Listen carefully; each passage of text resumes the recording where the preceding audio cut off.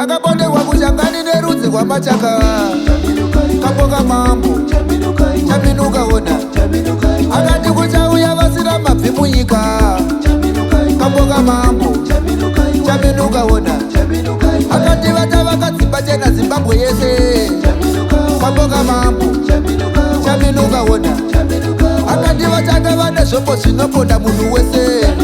Kamboka mambo chaminuka ona, akati vachakuparadzai pese muchafa. Kamboka mambo chaminuka ona, akati vachatora nyika motambura kwenguva refu. Kamboka mambo chaminuka ona, akati gare gare nyika ichatorwa nemhondoro. Kamboka mambo chaminuka ona, mhondoro dzakatora nyika kwapfuura makore zana enhamo. Kamboka mambo chaminuka ona,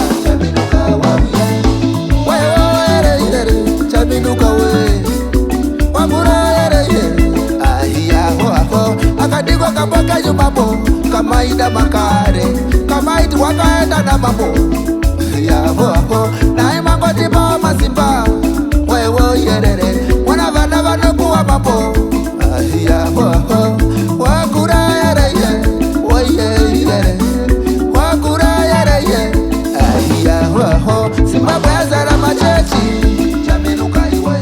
Vanhu vakuchamana Jesu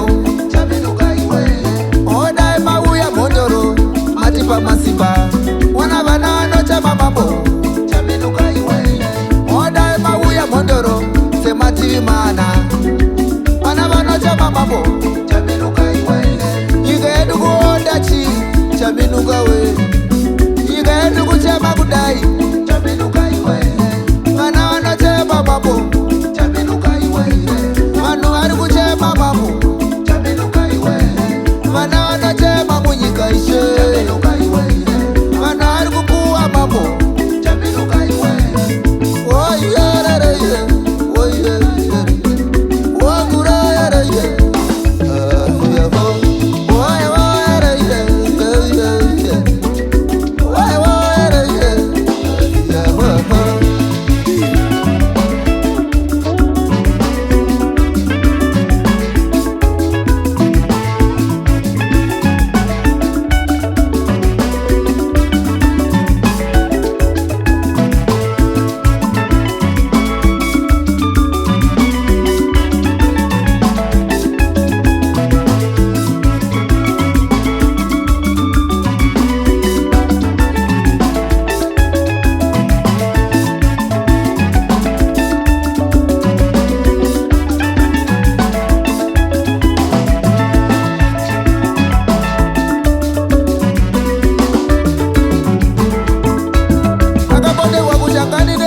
machaka. Kamboka mambo chaminuka ona, akati kuchauya vasina mabvi munyika. Kamboka mambo chaminuka ona, akati vata vakadzimba chena Zimbabwe yese. Kamboka mambo chaminuka ona, akati vachanga vane zvombo zvinoponda munhu wese.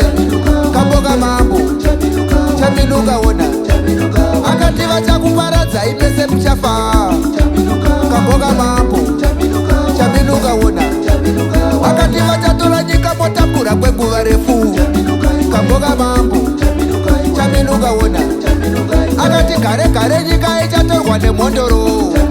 Kamboka mambo chaminuka ona, mhondoro dzakatora nyika kwapfuura makore zana enhamo. Kamboka mambo chaminuka ona,